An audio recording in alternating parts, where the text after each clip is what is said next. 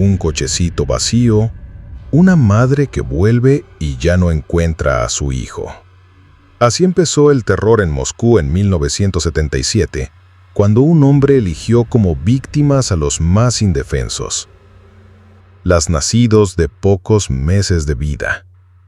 Lo llamaron el cazador de bebés, y mientras leía su historia me pregunto, ¿cómo es posible que alguien vea en la inocencia más pura la oportunidad de desatar esta serie de sucesos? ¿Nacen algunos hombres con la maldad a cuestas o la sociedad los forma en sus grietas más oscuras? La duda cala hondo. ¿Qué falla moral nos vuelve ciegos ante el horror? Cada paso en esta historia es una búsqueda de sentido en la penumbra de un caso que nunca se puede olvidar. En Moscú en 1977, bajo la fachada de la Unión Soviética, se extendía la creencia de que, en su sociedad perfecta, no florecían monstruos. Las madres dejaban cochecitos de bebé fuera de las tiendas sin temor, una costumbre cotidiana alimentada por la falsa sensación de seguridad de la época. Los medios estatales callaban cualquier crimen atroz, preservando la imagen de armonía social. En ese otoño templado de 1977, entre avenidas grises y parques alfombrados de hojas secas, una sombra empezaba a cernirse. Un hombre caminaba desapercibido entre la multitud. Nadie imaginaba que tras su mirada esquiva se ocultaba un depredador. El terror estaba por nacer al margen de la propaganda, en rincones silenciosos donde el llanto de un bebé podría perderse sin testigos. Irónicamente, el responsable sería hijo de un héroe de guerra soviético, una figura intachable a los ojos de la nación. La tragedia cobraría forma en las calles familiares, un cochecito vacío, una cuna silenciada. Moscú estaba a punto de descubrir que la maldad puede anidar incluso en el seno de sus héroes. Anatoly Nikolaevich Biryukov nació en 1939 en Lopashnia, un pueblo obrero cerca de Moscú. Su infancia quedó marcada por el fuego y el metal. A los 8 años, curioso e imprudente, trató de serruchar un cartucho de artillería de su padre. Lamentablemente, le causó lesiones irreversibles en la mitad izquierda de su rostro. En la escuela, algunos se burlaban de las secuelas que tenía. Para ello, como padres, debemos inculcar el respeto para todos. Pero en su caso, Anatoly aprendió a vivir en silencio, con la cabeza gacha, huyendo de las risas crueles detrás de él. Sin amigos, creció retraído y ensimismado. Biryukov escondía su dolor tras una máscara de silencio. Aún así, intentó llevar una vida normal. De adulto, se formó como mecánico, consiguió trabajo en una empresa constructora de Moscú. Sorprendentemente, se casó. Quienes le conocieron de vecino o colega lo describían como un hombre amable, educado, de vida ordinaria. El último al que habrían señalado como peligroso. Con su esposa tuvo hijos, 2 niñas pequeñas y, según algunas versiones, también un hijo varón. Pero dentro de aquel hombre aparentemente afable latía una frustración y una desviación terrible alimentada por años de rechazo. Una tarde de 1971, frente a una clínica infantil de Moscú, una joven madre gritó desesperada. Un desconocido empujaba el cochecito con su bebé, alejándose con paso apresurado. Varios transeúntes reaccionaron de inmediato, acorralando al hombre entre gritos. Era Anatoly Biryukov. Cuando llegó la policía soviética, Biryukov levantó las manos, nervioso, alegando que todo había sido una broma pesada, para escarmentar a la madre por dejar al niño desatendido. Increíblemente, las autoridades le creyeron. Apenas recibió una multa por alterar el orden público, y aquella tentativa quedó archivada como una travesura de mal gusto. Pero Biryukov no se detuvo. Un año después, en 1972, lo intentó de nuevo. Trató de robar otro cochecito con un bebé dentro. Esta vez no tuvo tanta suerte huyendo. Fue detenido antes de desaparecer con el pequeño, y la justicia, ahora sí, actuó con más severidad. Anatoly fue condenado a 3 años de prisión. Durante su paso por prisión, su esposa le abandonó solicitando el divorcio. En la soledad de la celda, una serie de situaciones parecieron quebrar definitivamente algo en él. Lejos de rehabilitarse, Biorukov salió de prisión en 1975 con una obsesión oscura aferrada a la mente. Había perdido a su familia y culpaba en su retorcida lógica a la llegada de sus hijos y a su esposa por rechazarle.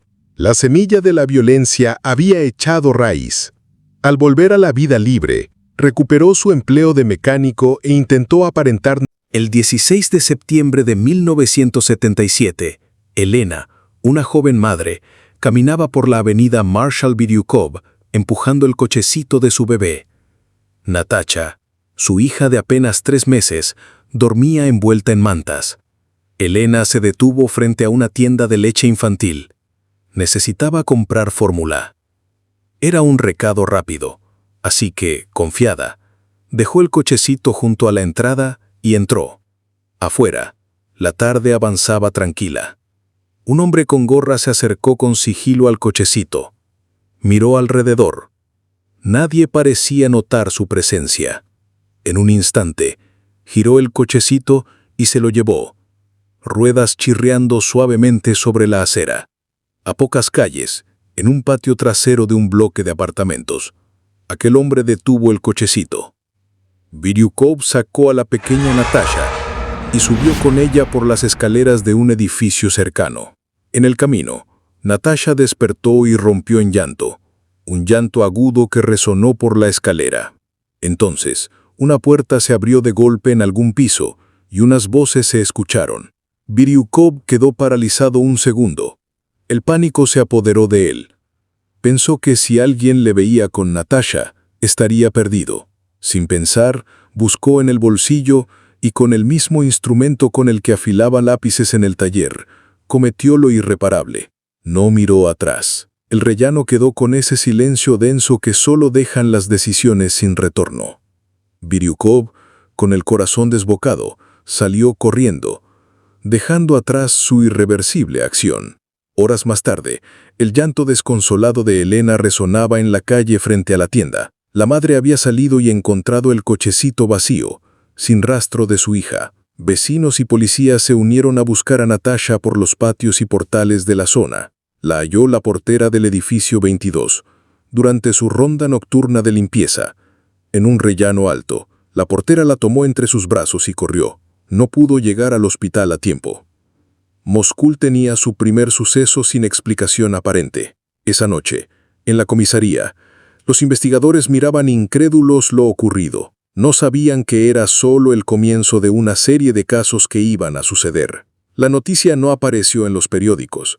Por orden del ministro del Interior Nikolai Shelokov, el caso se mantuvo en secreto absoluto. Oficialmente, nada había pasado, y en las calles las rutinas siguieron iguales. Esa misma decisión selló el destino de más inocentes.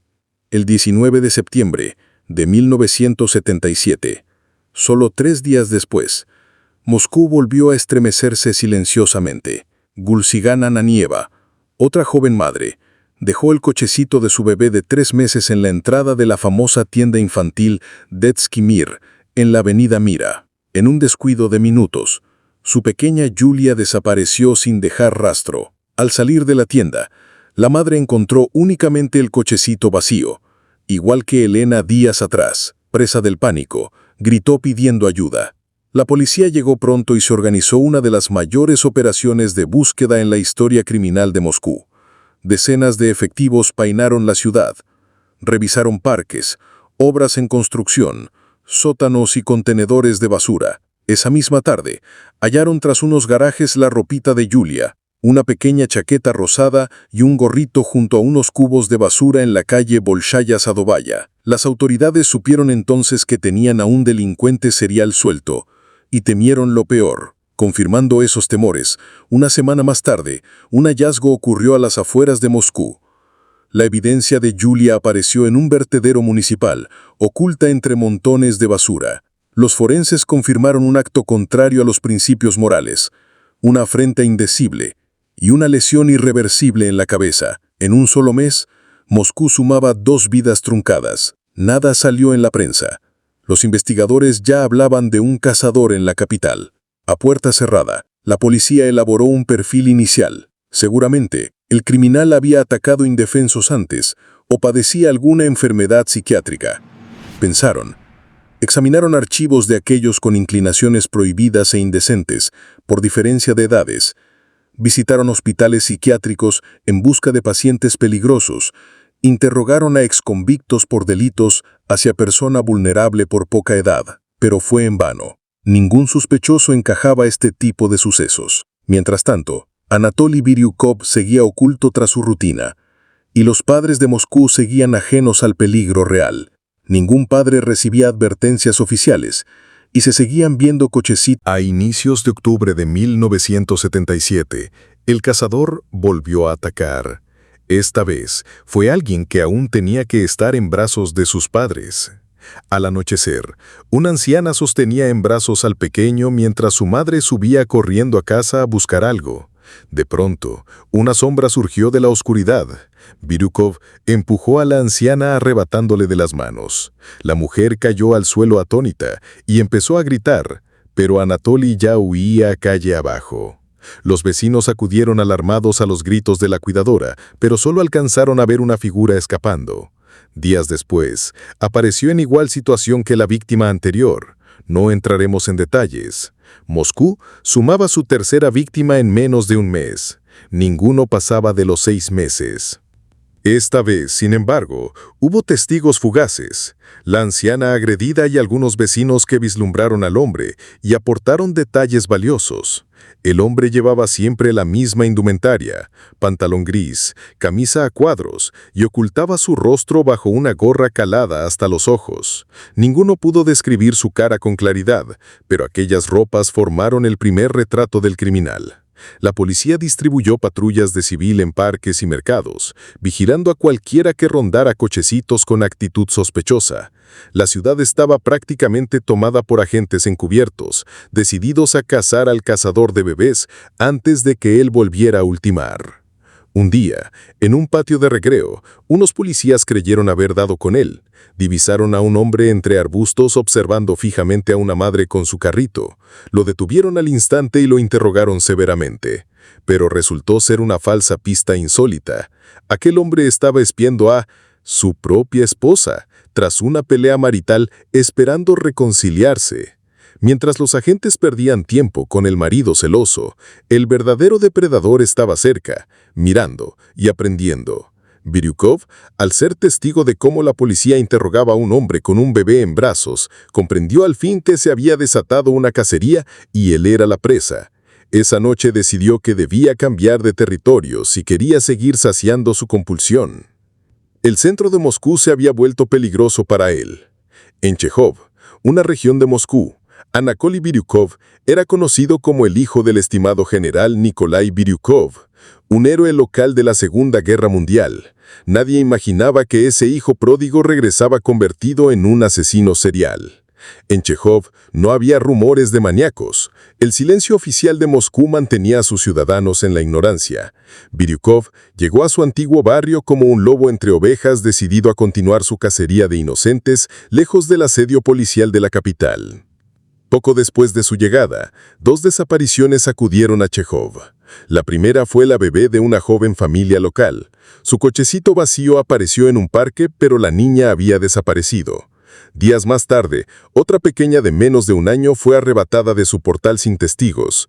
Ambas fueron encontradas privadas al poco tiempo. Tenían los mismos signos de haber sido víctimas de situaciones contrarias a los principios morales similares a los casos anteriores. La comunidad de Chejov quedó horrorizada y por primera vez la gente del lugar supo que un criminal andaba suelto en sus calles. El miedo se propagó. Algunas madres, antes confiadas, comenzaron a llevar a sus hijos en brazos, incluso para hacer la compra. Las autoridades enlazaron rápidamente estos crímenes con los de Moscú. El cazador de bebés había cambiado de escenario, pero su patrón era inconfundible. El cuartel general de la investigación se trasladó temporalmente a Chejov, y la policía local, sorprendida de enterarse de golpe de aquella serie de crímenes, recibió refuerzos de Moscú. Sin embargo, pese al despliegue policial, el delincuente parecía un fantasma. Nadie lo había visto con claridad. La única pista concreta seguía siendo la ropa descrita en Moscú. La tensión crecía. Un aire de pesadilla cubría. El 21 de octubre de 1977, Valentina Mamógina caminaba apresurada hacia la tienda de comestibles de la esquina, empujando el cochecito donde dormía su hija de 4 meses. Era mediodía. Necesitaba comprar unos víveres para el almuerzo. Al llegar, notó que la bebé seguía profundamente dormida. Confiando en que sería cuestión de 1 minuto, dejó el cochecito junto a la entrada, a la vista desde el ventanal, y entró al local. Desde dentro, Valentina mantenía el rabillo del ojo en la silueta del carrito a través del cristal. Mientras elegía pan, una figura masculina apareció en la acera. Llevaba gorra. Valentina lo observó congelada por la intuición. Lo había visto antes, en el cartel del sospechoso difundido por la policía. El hombre miró a ambos lados. Se acercó al cochecito y en un parpadeo tomó a la bebé en brazos y echó a correr. Un escalofrío recorrió a Valentina. Soltó la bolsa con los productos y salió del negocio gritando «¡Mi niña! ¡Mi niña!». Sus alaridos desgarradores resonaron por la calle tranquila. Varios transeúntes reaccionaron de inmediato, viendo al hombre con la bebé e iniciando la persecución. Biryukov corría con desesperación aferrado a la pequeña, mientras 3 hombres le seguían los pasos. El peso de la bebé y el pánico le impidieron ir rápido. Los pasos de sus perseguidores se acercaban. Podía oír sus gritos de «¡Deténganse!». Comprendió que no escaparía con facilidad. En una fracción de segundo, giró por un callejón y dejó a la bebé al suelo. La pequeña lanzó un llanto agudo, pero, milagrosamente, no sufrió lesiones mayores. Anatoly, aligerado, continuó la huida zigzagueando entre patios y callejones. Los hombres frenaron para auxiliar a la criatura caída, y ese instante le dio a Biryukov la distancia necesaria. Corrió sin mirar atrás hacia las afueras, adentrándose en una arboleda y perdiéndose entre los troncos. La turba le perdió el rastro en el bosque. Solo su gorra quedó tirada en el camino, atrapada entre unos matorrales. Aunque escapó, Biryukov cometió un error fatal. Al caer su gorra durante la persecución, sus perseguidores pudieron al fin ver su rostro con claridad. Uno de ellos, jadeando, se fijó en los detalles. Aquellas cicatrices antiguas surcando a la mejilla izquierda, los ojos hundidos y fríos, las entradas de cabello oscuro sobre la frente. Con esas descripciones, esa misma tarde la policía de Chekhov reunió a sus dibujantes y confeccionó un retrato hablado detallado del agresor. Por primera vez se conocían los rasgos faciales del cazador de bebés. El retrato hablado mostraba a un hombre de unos 40 años, ceño torvo y cicatrices notables. Se envió de urgencia copia del retrato a todas las comisarías de la región de Moscú. Los investigadores sabían que el criminal, tras verse acorralado, podría intentar huir o atacar de nuevo pronto. La cacería entraba en su fase final, con el depredador expuesto. El retrato hablado del sospechoso circuló velozmente entre las patrullas y la población alerta. En Moscú, un detective llevó la imagen a la empresa de construcción donde trabajaba Anatoly Biryukov. Revisaban cualquier lugar donde un hombre con cicatrices pudiera encajar. Al reunir a los empleados, algunos dieron un paso atrás al ver el dibujo. Era el rostro de su compañero, Anatoly, el mecánico tranquilo y servicial con el que compartían el almuerzo. No podían creerlo, pero las cicatrices y la mirada eran inconfundibles. Con el corazón encogido, el encargado llamó a la policía. Mientras tanto, en Chekhov, Valentina Mamógina, la madre cuya bebé se salvó por poco, no podía quedarse de brazos cruzados esperando noticias. Inquieta, salió de casa a patrullar las calles ella misma. Se sentaba en las paradas de autobús, observaba a los hombres que pasaban, escrutaba cada rostro buscando al atacante de su hija. Una tarde, Valentina decidió volver a la tienda donde casi ocurrió la tragedia. Al asomarse por los grandes ventanales, se le heló la sangre. Entre los pasillos, mirando productos en un estante, estaba un hombre de mediana edad con las mismas cicatrices que el retrato. Era él. La rabia y el instinto maternal dieron fuerzas a Valentina. Salió corriendo a la calle y vio a 2 hombres jóvenes pasando cerca. Les gritó que el maníaco estaba ahí mismo. Los hombres, tras una breve sorpresa, atisbaron por la ventana y reconocieron al sospechoso del afiche. Sin dudar, entraron a la tienda y se abalanzaron sobre Biryukov antes de que pudiera reaccionar. Anatoly intentó forcejear, pero entre varios lograron inmovilizarle. Poco después, llegó la milicia y se lo llevó detenido. Era 24 de octubre de 1977. Anatoly Biryukov, de 38 años, había caído al fin. En los interrogatorios, frente a los agentes, no intentó negar nada. De hecho, mostraba un extraño relivio. Confesó cada detalle con una frialdad espeluznante, relatando con mórbido placer cómo consumaba todos sus actos. Durante aquellas declaraciones, los endurecidos investigadores apenas podían disimular las náuseas y la furia. ¿Cómo era posible que un padre de familia hubiera cometido tales horrores? Biryukov explicó su retorcida lógica. Tras el nacimiento de su último hijo, su esposa rehusaba tener situaciones de carácter conyugal con él, y él no quería perder tiempo ni dinero buscando amantes. Frustrado, llegó a la conclusión de que no podía hacerlo con algún familiar como sus hijas, no por la moral, sino por el hecho de ser descubierto con facilidad. En cambio, en su mente llegó a la conclusión de que lactantes desconocidos serían lo ideal. Había escogido deliberadamente a los más vulnerables para desahogarse. Durante el interrogatorio contó todo. No parecía generarle remordimiento alguno, solo una cínica sonrisa. Muchos en la comisaría pensaron que Anatoly estaba loco, que ningún hombre en sano juicio haría lo que él. Sin embargo, los exámenes psiquiátricos del Instituto Serbsky, los más rigurosos de la URSS, determinaron que Biryukov era completamente imputable. Entendía el bien y el mal. Podía controlar sus actos. Eso sí, diagnosticaron de una parafilia que no es necesario entrar en detalles. Los peritos explicaron que esta parafilia a veces surge en personas profundamente impactadas durante su desarrollo, incapaces de relacionarse con otros adultos en pie de igualdad. El juicio de Anatoly Biryukov se llevó a cabo a puerta cerrada en 1978, en un tribunal moscovita. La identidad del acusado se mantuvo semisecreta, y solo unas pocas familias de víctimas asistieron entre el público restringido. En el banquillo, Biryukov escuchó impasible cómo la fiscalía lo describía como un enemigo de la humanidad, un depredador sin alma. Uno a uno desfilaron los testimonios. La madre de Natasha, la primera víctima, lloró al recordar la escena del cochecito vacío.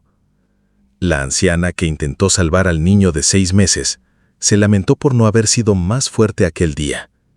Cada palabra pintaba el retrato de situaciones indescriptibles. Por momentos, algún sollozo en la sala rompía el silencio tenso. Biryukov apenas reaccionaba.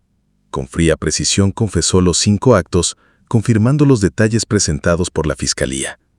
A veces incluso corregía algún dato menor con mórbida tranquilidad, como si narrara los actos de otra persona. Esa actitud terminó por colmar la paciencia de su padre, el general Nikolai Biryukov. El anciano militar, que al inicio del proceso se negaba a creer que su único hijo hubiera cometido tales barbaridades, había contratado a un abogado de renombre para la defensa.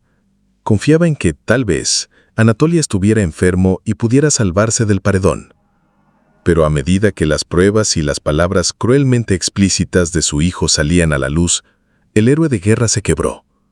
En plena sala, Nikolai se levantó y públicamente repudió a Anatoly, proclamando entre lágrimas que ese criminal ya no era hijo suyo. Después de eso, el anciano desapareció de las vistas.